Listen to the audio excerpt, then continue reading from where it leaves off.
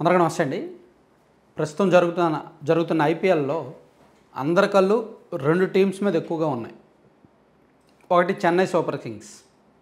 అది ప్రతిసారి చెన్నై మీద కళ్ళు ఎక్కువ ఉంటాయి. ఎందుకంటే ధోని ఎఫెక్ట్ కావచ్చు, ఆ టీం ఐపీఎల్లో నిలకడగా రాణిస్తున్న సందర్భాలు, వాళ్ళు కొట్టిన కప్పుల సంఖ్య కావచ్చు. సో ఇప్పుడు ఈ సీజన్లో ఎక్కువగా అందరి కళ్ళు సన్ రైజర్స్ హైదరాబాద్ మీద ఉన్నాయి.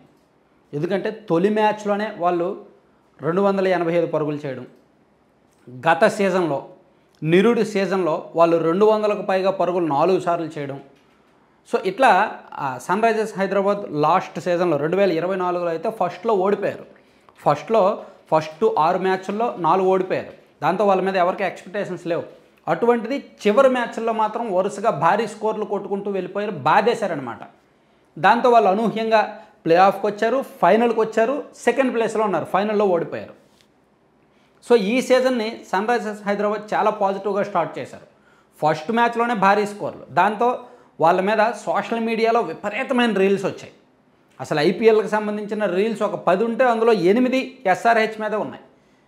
ఎందుకంటే వాళ్ళ బ్యాటింగ్ లైనప్ అంత స్ట్రాంగ్గా ఉంది. ట్రావెన్స్ హెడ్ వరల్డ్లో ప్రస్తుతానికి best batsmen and best opener అతను. ఒక రకంగా ఈ 2020లో అతను ఒక డేంజర్ బ్యాట్స్మెన్. ఆ తర్వాత అభిషేక్ శర్మ, అతను ఒక డేంజర్. వీళ్ళిద్దరి తర్వాత ఇషాన్ కిషన్ ప్లస్ నితీష్ కుమార్ రెడ్డి, ఆ తర్వాత క్లాసన్, తర్వాత అంకిత్ వర్మ. ఈ 6 బ్యాట్స్మెన్ కూడా చాలా డేంజరస్ బ్యాట్స్మెన్, చాలా అగ్రెసివ్గా ఆడతారు, దూకుడుగా ఆడేవాళ్ళు అనమాట. సో అటువంటిది ఫస్ట్ మ్యాచ్ వాళ్ళకి తగ్గట్టు ఆడారు. ఇషాన్ కిషన్ సెంచరీ చేశాడు, మిగిలిన అంకిత్ వర్మ ఆడాడు, క్లాసన్ ఆడాడు, వీళ్ళందరూ ఆడడంతో భారీ స్కోర్ కొట్టారు. థర్డ్ మ్యాచ్లో ఢీలా పడ్డారు, వాళ్ళ స్థాయికి తగ్గట్టు ఆడలేకపోయారు. సెకండ్ మ్యాచ్లో అంకిత్ వర్మ ఆడాడు, థర్డ్ మ్యాచ్లో అంకిత్ వర్మ అండ్ క్లాసన్ కూడా 37 ఎన్నో కొట్టినట్టున్నాడు. సో వీళ్ళు ఏంటంటే ఈ మ్యాచ్లో చాలా ఈజీగా వికెట్లు కోల్పోయారు, చాలా సునాయాసమైన క్యాచ్లు ఇచ్చేశారు.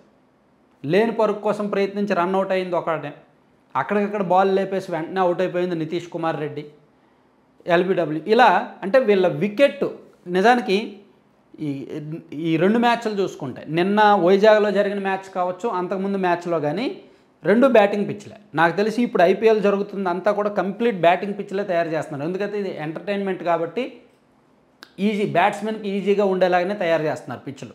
ఐపీఎల్ పూర్తిగా ఎంటర్టైన్మెంట్ కోసం వచ్చిన క్రికెట్.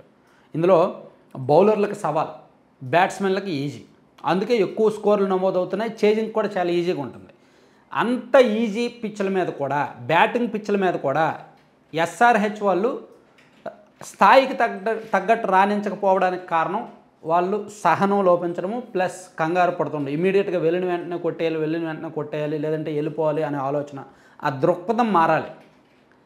ఆ దృక్పథం మారితే, ఆలోచన మారితే కొంత సహనం, అట్లీస్ట్ ఒక 2 ఓవర్లైన క్రీజులో ఉండే సహనం ఉంటే, ఈ బ్యాట్స్మెన్లో ఏ ఇద్దరు సెటిల్ అయినా, ఎస్ఆర్హెచ్ టీంలో ఏ ఇద్దరు క్రీజులో సెటిల్ అయినా ఒక 7-8 ఓవర్లు ఆడితే చాలు, ఈజీగా 150 రన్స్ కొట్టేస్తారు. అంత డేంజరస్ బ్యాట్స్మెన్ వీళ్ళు. కానీ ఆ సహనం కనిపించట్లే. సో ఎస్ఆర్హెచ్ ఫెయిల్యూర్కి రీజన్ అది. వాళ్ళ బౌలింగ్ ఏమంత స్ట్రాంగ్ కాదు, ఒక కమిన్స్ తప్ప ఇంకెవరు కూడా అంత బలమైన బౌలింగ్ అయితే లేదు. షమీ వేస్తున్నాడు కానీ ప్రస్తుతానికి ఫామ్లో లేడు. సో మిగిలిందంతా అలా ఉంది. ఎస్ఆర్హెచ్ పరిస్థితి అలా ఉంటే సిఎస్కే 5 ఐపీఎల్ కప్పులు గెలిచారు. 6వ కప్పు గెలుస్తుందన్న ఆశ ఉంది. ఎందుకంటే ధోని మీద నమ్మకం కావచ్చు, ప్లస్ సిఎస్కే టీం పెద్ద స్టార్లు లేకపోయినా వాళ్ళు నిలకడగా రాణిస్తారు, ఉన్న వాళ్ళందరూ కూడా కోఆర్డినేట్గా జాగ్రత్తగా ఆడతారనే ఒక పేరు ఉంది సిఎస్కే మీద. కానీ ఎందుకో ఈ సీజన్లో వాళ్ళు చేజింగ్లో వెనకబడుతున్నారు. లాస్ట్ 5 సంవత్సరాల నుంచి అంట సిఎస్కే వాళ్ళు 180+ ఎప్పుడూ చేజ్ చేయలేదంట. ఆ బలహీనత ఈ సీజన్లో చివరి 2 మ్యాచ్ల్లో బయటపడింది. ఫస్ట్ మ్యాచ్ గెలిచేసింది సిఎస్కే, రెండో మ్యాచ్ 190 చేజ్ చేయాల్సి వచ్చేసరికి చేయలేకపోయారు, ఓడిపోయారు. 50 పరుగుల తేడాతో ఓడిపోయారు. మూడో మ్యాచ్ 177 చేజ్ చేయాల్సి వచ్చేసరికి చివరి ఓవర్లో క్రీజ్లో ధోని అండ్ జడేజా ఇద్దరు మంచి బ్యాట్స్మెన్, ఇద్దరు కూడా 2020 మంచి బ్యాట్స్మెన్, ధోని లాంటి స్టార్ బ్యాట్స్మెన్. 6 బంతుల్లో 19 రన్స్ అంటే కొట్టొచ్చు, అంటే అంత ఇంపాసిబుల్, అసాధ్యం అనడానికి ఏమీ లేదు. మరీ 28, 20 ఒకప్పుడు 27, 26 లాస్ట్ ఓవర్లో కొట్టిన రోజులు ఉన్నాయి కదా. సో 19 అంటే పెద్ద కష్టమేమి కాదు. అటువంటిది కొట్టలేకపోయారు, ఓడిపోయారు. సో సిఎస్కే చేజింగ్లో వెనకబడుతున్నారు.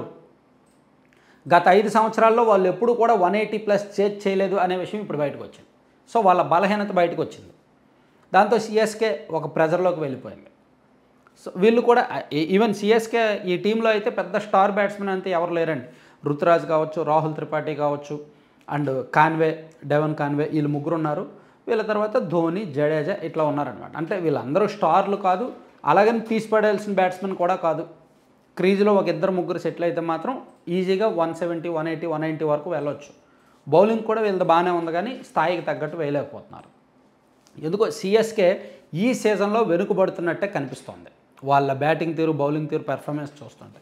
కానీ ఈ సీజన్లో ఖచ్చితంగా ప్లే ఆఫ్ వరకు వెళ్తారు అనే నమ్మకం ఉన్నది ఎస్ఆర్హెచ్ మీద. ఎందుకంటే వాళ్ళ బ్యాటింగ్ ఆర్డర్ అంత స్ట్రాంగ్గా ఉంది.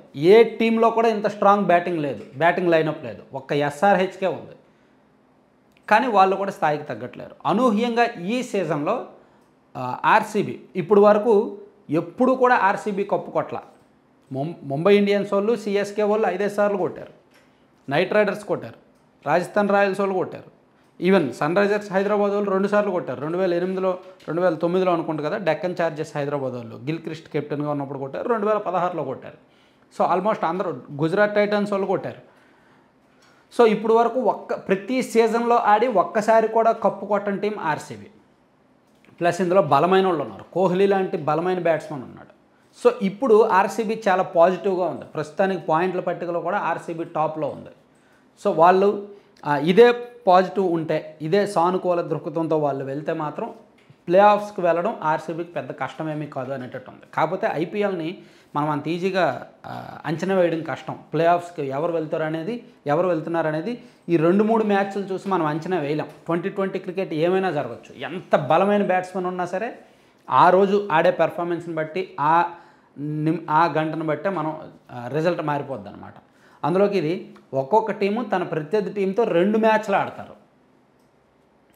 ప్రతి టీము ప్రత్యర్థులతో 2 మ్యాచ్లు ఆడతారు. కాబట్టి వాళ్ళు లీగ్ దశలోనే 16 మ్యాచ్లు ఆడాలి. కాబట్టి అంత ఈజీగా ఈ 2-3 మ్యాచ్లతో వాళ్ళని అప్పుడే డిసైడ్ చేయలేం. కానీ కొంత వాళ్ళ ఆట తీరు, వాళ్ళ సానుకూలత చూస్తుంటే మాత్రం ప్లే ఆఫ్స్కి వెళ్ళే అంచనాలు ఆర్సీబీకి బాగా ఉన్నాయి. ఆర్సీబీ వాళ్ళు పాజిటివ్గా స్టార్ట్ చేశారు. కాబట్టి గతంలో ఆర్సీబీ వాళ్ళు ఎప్పుడు పాయింట్ల పట్టికలో చివరి 2 స్థానాల్లోనే ఉండేవాళ్ళండి. ఈవెన్ లాస్ట్ సీజన్లో కూడా, అంతకుముందు సీజన్లో కూడా చివరి 2-3 స్థానాల్లోనే ఉండేవాళ్ళు. ఇప్పుడు మాత్రం టాప్లో ఉన్నారు, ప్లస్ పాజిటివ్గా ఉన్నారు. వాళ్ళ ఆట తీరు కూడా బాగుంది, సమన్వయం బాగుంది. సిఎస్కే అనూహ్యంగా ఎప్పుడు పాయింట్ల పట్టికలో టాప్లో ఉండేవాళ్ళు ఇప్పుడు 2 మ్యాచ్లు ఓడిపోవడంతో ఒత్తిడిలో ఉన్నారు. ఎస్ఆర్హెచ్ అన్ని అంచనాలు ఉన్నప్పటికీ, అంత మంచి లైనప్ ఉన్నప్పటికీ ఇప్పుడు వాళ్ళు కూడా 2 మ్యాచ్లు ఓడిపోయి ఒత్తిడిలోకి వెళ్ళిపోయారు. సో ఈసారి ఏం జరుగుద్ది, ఎలా జరుగుద్ది అని కొంచెం ఇంట్రెస్ట్గా ఉంది. సో మనం కూడా ఎప్పటికప్పుడు సందర్భోచితంగా ఒక 4-5 రోజులకు ఒకసారి ఐపీఎల్ రిలేటెడ్ అనాలిసిస్ ఏమైనా ముఖ్యమైన పాయింట్లతో వస్తా. Thank you.